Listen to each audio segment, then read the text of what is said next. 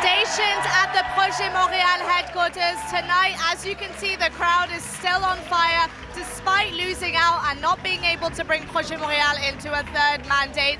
Luc Rabouin has conceded defeat. He's also announced that he's giving up his seat and he's stepping down as leader of Projet Montréal. Joining me is Eleni Bakopanos, political analyst and former Liberal MP. Eleni, what did you make of tonight, Soraya's win, Ensemble Montréal getting through? Well, I think it was from the very beginning people wanted change. How far they were going to go to vote in another party was part of the test of tonight. And tonight, from what we haven't seen the final results, let's be clear, but it seems that Projet Montréal has held on to some of their strongholds in the south of Montreal. Ensemble Montréal has made some gains, but we don't know if those gains are solid. And also, Projet Montréal managed to make sure that the percentage of vote for Luc against Soraya diminished over the course of the last week. And I thought, and others thought, that it would grow, in fact. That in fact the distance between the two, that this need for change would go totally towards Ensemble Montréal.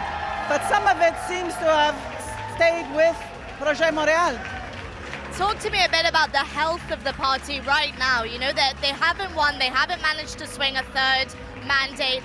Where do you think Projet stands in the future now? Look, any party that's been in power for 10 years faces the challenge of having a third mandate. It's always very difficult to get a third mandate, especially when people are dissatisfied, as many Montrealers were, with the homeless situation, with the traffic situation, with the cones, with the bike pass. So in fact, from what also Monsieur Rabouin said, that at the door they weren't getting as much of a push back as I would have imagined or others would have imagined. Now, that could be because people are kind at the door and they don't want to, tell you to your face that, they're not going to vote for you.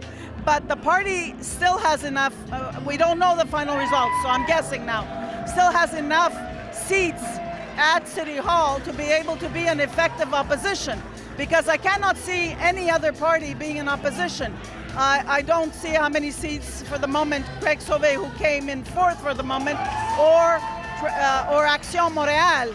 And of course, Future Montréal has no seats. So we'll see if there's a few seats that were thrown around in terms of Craig Sauvé that were elected for Transition Montréal, Craig Sauvé, or a few seats also for Action Montréal. We don't know that. So there may be an interesting mix if in fact there'll be maybe four, but we don't know that until we see the final results.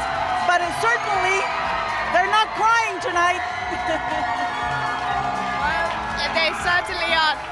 In his speech, when he was conceding defeat, he did take a significant time to congratulate Soraya, to really impress upon she is the new mayor of Montreal, despite the fact that for the majority of his campaign they were going back and forth attacking one another. What did you make of that? Well, look, at the end of a campaign you have to be respectful of whoever wins, and I think he was showing respect for the winner, which is decent.